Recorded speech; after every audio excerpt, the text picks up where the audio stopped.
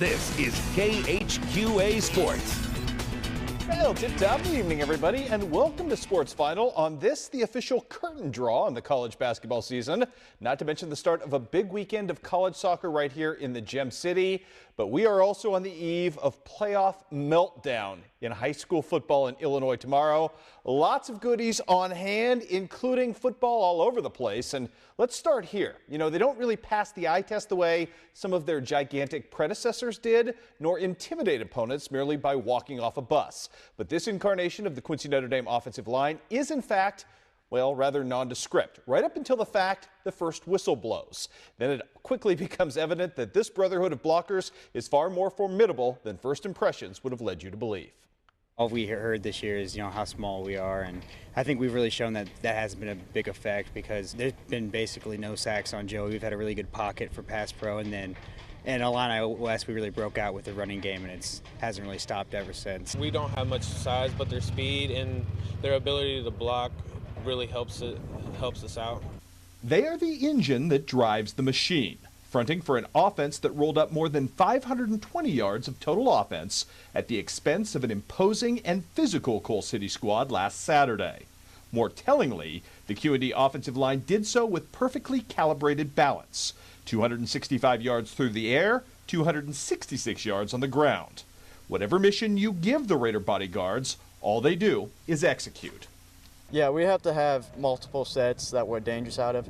Like, we can't just be good in one running play or one passing play. We just got to be good at everything. So that's what makes us dangerous to most teams. Those guys keep doing well, and Joey keeps doing well. We know we did well. I've never been around a bunch of guys up front. They talk and communicate and watch video more than any group we've ever had. When they go to the line, you can hear those guys from the sideline talking, communicating. I'm going to get this guy. You're going to get that guy. I'm going to say that it's just us working together. I mean, from the beginning of the year until now, we've been working as hard as we can to get to where we are and talking up front. Bottom line is if they know who they're going to block and they get off the ball and get into the blocks, we don't need a real long block. We just need a block long enough to get the running back by him. With all the stuff that went down with the Dolphins this week, I mean, there was a lot of talk about offensive linemen and chemistry. I mean, for you guys to be successful, you got to love the guy next to you, don't you? You got to play like he's your brother, don't you? Oh yeah, you have to have great chemistry with the guys next to you. They what make the team come together. The lineman just makes everything happen. Without them, nothing will go down. You can't get any yards without them.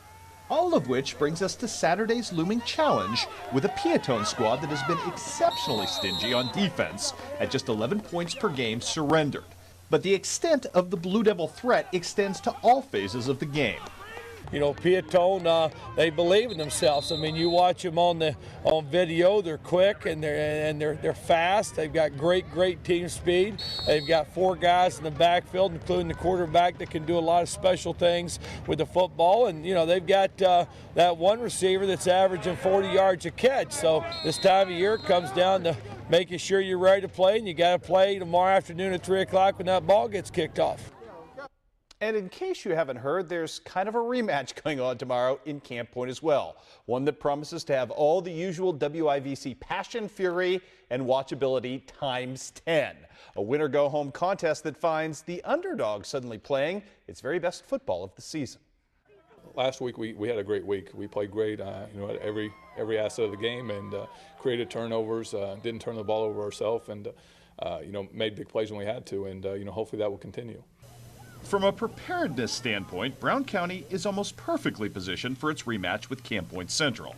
The one caveat being that Tom Little would have loved to have been able to employ speedster Brady Long to that end.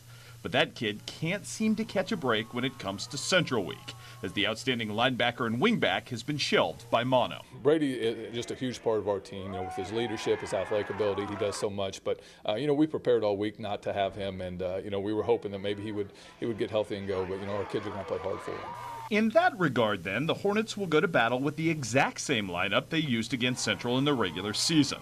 What Tom Little doesn't want to see is the exact same start.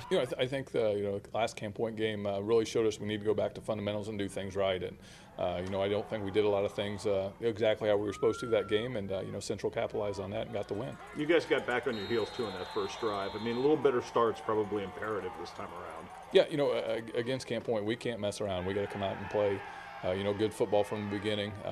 Be ready for everything, and make sure that we can move the football and not turn the football over. Offensively, we know that we can do a lot of things offensively. We can control the clock. We can, get to the outside and get some big plays. And we're just kind of looking at what are they going to give us, and we're going to take whatever that is. Should be a dandy showdown coming up tomorrow. Highlights extended on the Giant Overtime Show with plenty of football and volleyball action. First night of college basketball now in the books for Quincy University. A loss on the road at Kentucky Wesleyan. That game ends in a final of 70-60. The news much better for Culver Stockton, now 3-0 on the season as the Wildcats jackhammer Concordia. James Johnson with 20 points there. And tonight, John Wood with a nice win over St. John's Prep. TJ Tisdale, 33 points, 11 rebounds. On the women's side of things, Western Illinois loses in OT to Texas A&M Corpus Christi. Marley Hall in her debut as a Leatherneck official debut with 18 points in the loss. Mizzou tonight in its debut down in St. Louis gets another big night from Q&D and reigning KHQA Girls Player of the Year, Jordan Frericks, who had 9 points, 11 rebounds, and 5 dimes in the night. John Wood, a loser to Arkansas, Northern Arkansas, I should say, 81-74 was your final. And in more women's basketball at the JUCO level, Southeastern Community College, a hard luck loser to Jefferson.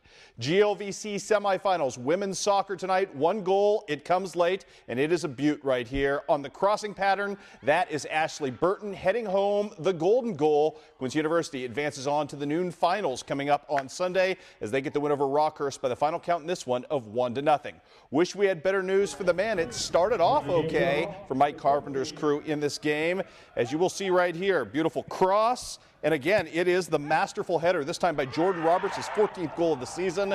Unfortunately, Quincy University builds a 1-0 lead. Rockhurst scores 2 unanswered in the second half, and that is the end of the run, at least in the GLVC tournament for the Hawks. The #1 seed ousted by Rockhurst. Final count in that one, as you saw, was 2-1. Finally, a Mizzou score on the night, 89-53 over Southeastern Louisiana. Also, the Illini tonight taking care of business and jackhammering Alabama State, and Iowa was up big at last check. Again, huge overtime show coming up for you right here at 10:30 tomorrow. Extended highlights of all your playoff action. We'll see you then, everybody.